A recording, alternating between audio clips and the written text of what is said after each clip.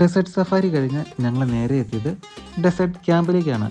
Belly ഡാൻസോട് കൂടിയാണ് രാത്രിയിലെ പരിപാടികൾ സ്റ്റാർട്ട് ചെയ്യുന്നത്. ഞങ്ങൾ കുറച്ച് നേരത്തെ എത്തിയത് കൊണ്ട് ഫ്രണ്ട് സീറ്റിൽ തന്നെ ഇരിക്കാൻ സാധിച്ചു. പാട്ട് സ്റ്റാർട്ട് ചെയ്യുന്ന നിമിഷം തന്നെ ക്യാമ്പ് മുഴുവൻ നിശബ്ദം. എല്ലാവരുടെയും കണ്ണുകൾ സ്റ്റേജിലേക്കാണ്.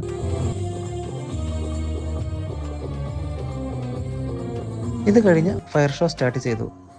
ശരിക്കും പറഞ്ഞാൽ തീ കാറ്റിലൂടെ നൃത്തം ചെയ്യുന്നത് പോലെയാണ് ഇത് കാണുമ്പോൾ നമുക്ക് തോന്നുന്നത്.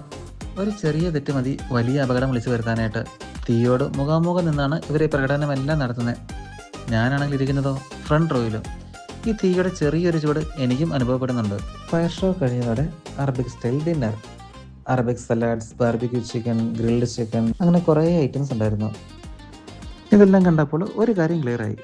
ദുബായ് എന്ന് പറഞ്ഞാൽ ബിൽഡിങ്ങുകളും മാളുകളും മാത്രമല്ല, സംസ്കാരവും അഡ്വഞ്ചറും മാജിക്കും ഒരുമിച്ച് അനുഭവിക്കാവുന്ന ഒരു ലോകം കൂടിയാണ്. ദുബായിയുടെ കൂടുതൽ യാത്രാ കഥകളുമായി അടുത്ത വീഡിയോയിൽ വീണ്ടും കാണാം. അതുവരെ ബൈ.